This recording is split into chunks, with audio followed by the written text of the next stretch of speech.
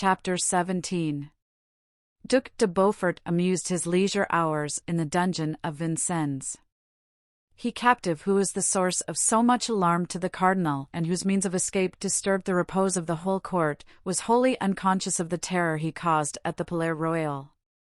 He had found himself so strictly guarded that he soon perceived the fruitlessness of any attempt at escape. His vengeance, therefore, consisted in coining curses on the head of Mazarin. He even tried to make some verses on him, but soon gave up the attempt, for Monsieur de Beaufort had not only not received from heaven the gift of versifying, he had the greatest difficulty in expressing himself in prose.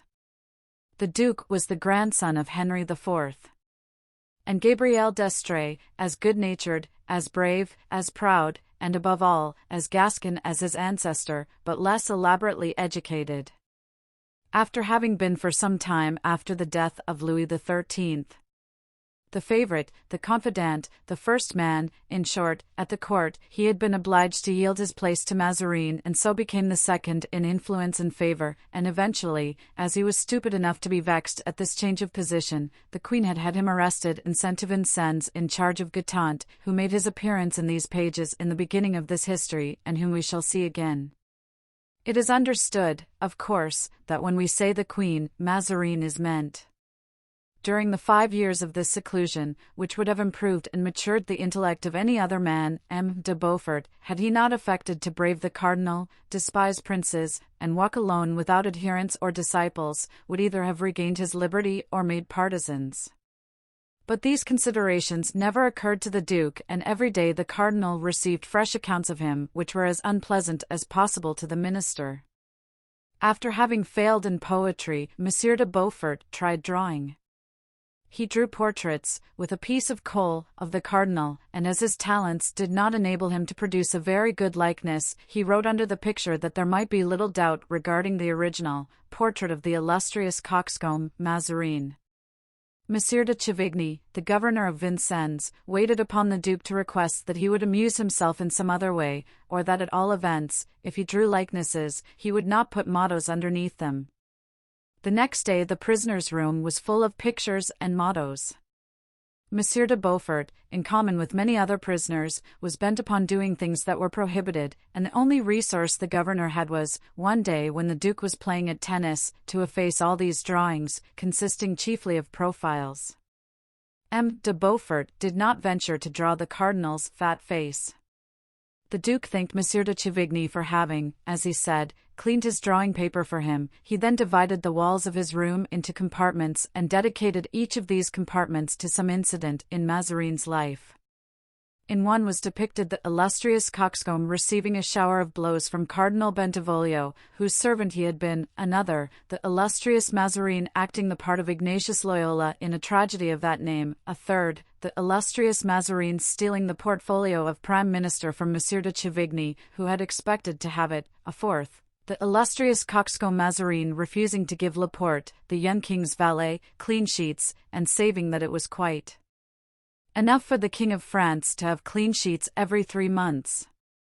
The governor, of course, thought proper to threaten his prisoner that if he did not give up drawing such pictures he should be obliged to deprive him of all the means of amusing himself in that manner.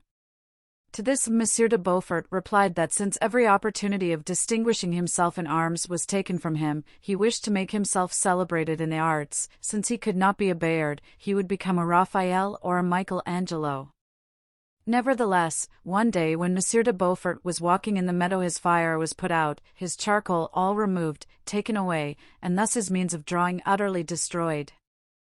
The poor Duke swore, fell into a rage, yelled, and declared that they wished to starve him to death as they had starved the Maréchal Ornano and the Grand Prior of Vendôme, but he refused to promise that he would not make any more drawings and remained without any fire in the room all the winter. His next act was to purchase a dog from one of his keepers. With this animal, which he called Pistic, he was often shut up for hours alone, superintending, as everyone supposed, its education. At last, when Pistic was sufficiently well trained, Monsieur de Beaufort invited the governor and officers of Vincennes to attend a representation which he was going to have in his apartment. The party assembled, the room was lighted with wax lights, and the prisoner, with a bit of plaster he had taken out of the wall of his room, had traced a long white line, representing a cord, on the floor. Pistek, on a signal from his master, placed himself on this line, raised himself on his hind paws, and holding in his front paws a wand with which clothes used to be beaten, he began to dance upon the line with as many contortions as a rope dancer. Having been several times up and down it, he gave the wand back to his master and began without hesitation to perform the same evolutions over again. The intelligent creature was received with loud applause. The first part of the entertainment being concluded, Pistek was desired to say what o'clock it was. He was shown Monsieur de Chavigny's watch. It was then 6:30. The dog raised and dropped his paw 6 times. The 7th he let it remain upraised. Nothing could be better done. A sundial could not have shown the hour with greater precision. Then the question was put to him who was the best jailer in all the prisons in France. The dog performed 3 evolutions around the circle and laid himself, with the deepest respect, at the feet of Monsieur de Chavigny, who at first seemed inclined to like the joke and laughed long and loud, but a frown succeeded, and he bit his lips with vexation. Then the Duke put to Pistek this difficult question: who is the greatest thief in the world?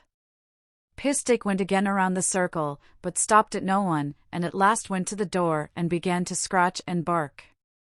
"See, gentlemen," said M. de Beaufort, "this wonderful animal, not finding here what I ask for, seeks it out of doors. You shall, however, have his answer.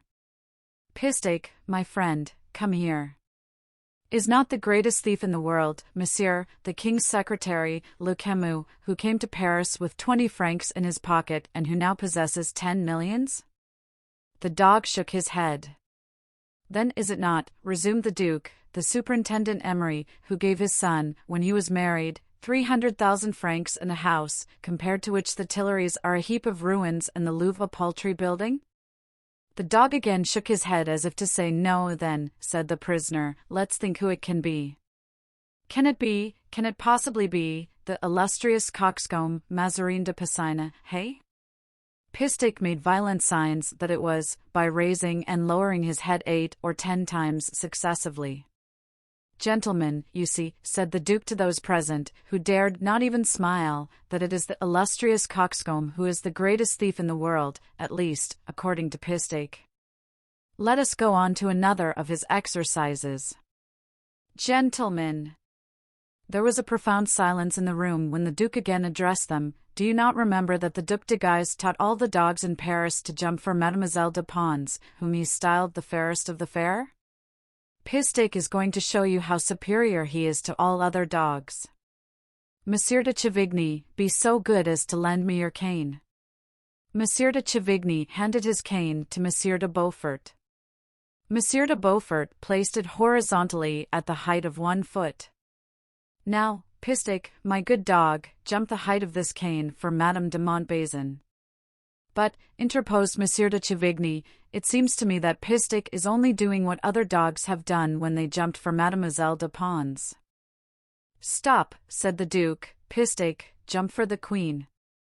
And he raised his cane 6 inches higher. The dog sprang, and in spite of the height jumped lightly over it.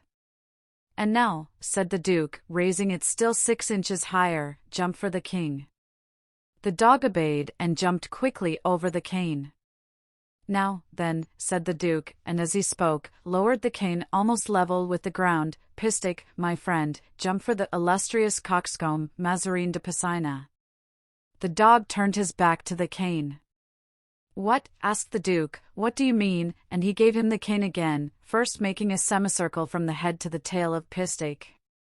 "Jump then, Monsieur Pistek." But Pistek, as at first, turned round on his legs and stood with his back to the cane.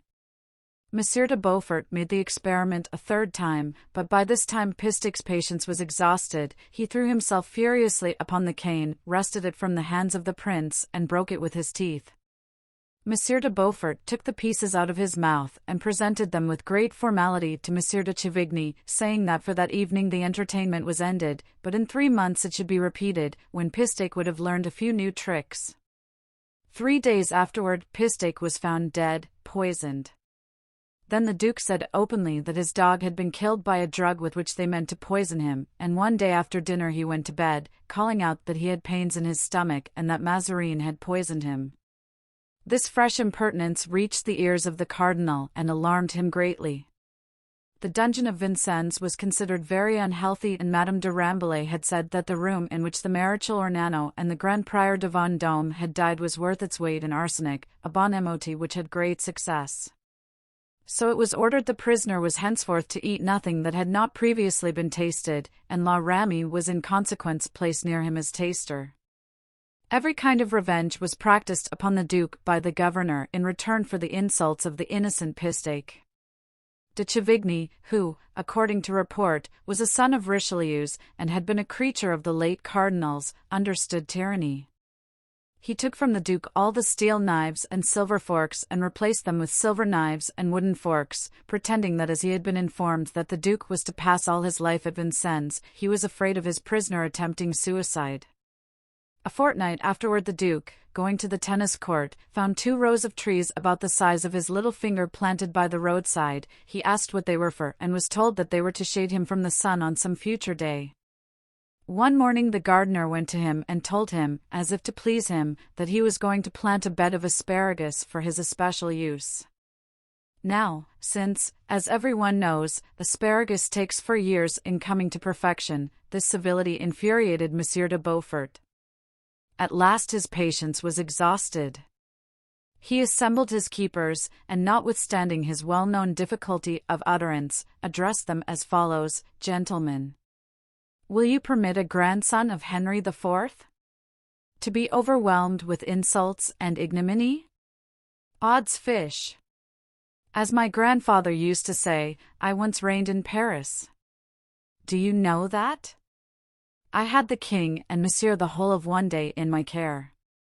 The queen at that time liked me and called me the most honest man in the kingdom. Gentlemen and citizens, set me free, I shall go to the Louvre and strangle Mazarin. You shall be my bodyguard. I will make you all captains, with good pensions. Odds fish! On! March forward! But eloquent as he might be, the eloquence of the grandson of Henry IV did not touch those hearts of stone. Not one man stirred, so Monsieur de Beaufort was obliged to be satisfied with calling them all kinds of rascals underneath the sun.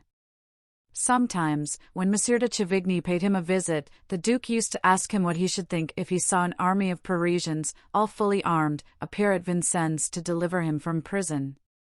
My lord, answered de Chavigny, with a low bow, I have on the ramparts 20 pieces of artillery, and in my casemates 30,000 guns. I should bombard the troops till not one grain of gunpowder was unexploded. Yes, but after you had fired off your 30,000 guns, they would take the dungeon being taken, I should be obliged to let them hang you, at which I should be most unhappy, certainly. And in his turn the Duke bowed low to Monsieur de Chavigny. For myself, on the other hand, my lord, returned the governor, when the first rebel should pass the threshold of my postern doors, I should be obliged to kill you with my own hand, since you are confided peculiarly to my care, and as I am obliged to give you up, dead or alive. And once more he bowed low before his highness. These bittersweet pleasantries lasted 10 minutes, sometimes longer, but always finished thus. Monsieur de Chavigny, turning toward the door, used to call out, "Halloo! La Ramee!" La Ramee came into the room.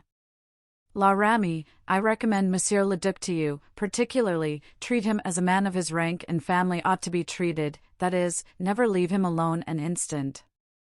La Ramee became, therefore, the Duke's dinner guest by compulsion, an eternal keeper, the shadow of his person, but La Ramee, gay, frank, convivial, fond of play, a great hand at tennis, had one defect in the Duke's eyes, his incorruptibility.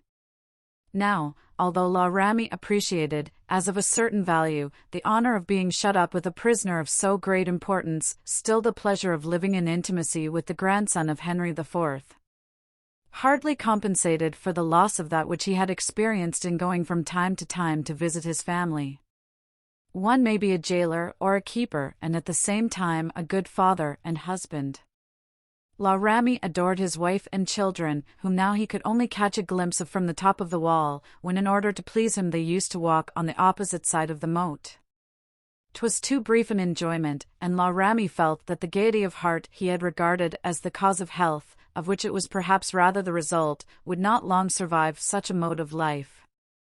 He accepted, therefore, with delight, an offer made to him by his friend the steward of the Duc de Gramont, to give him a substitute. He also spoke of it to Monsieur de Chevigny, who promised that he would not oppose it in any way, that is, if he approved of the person proposed.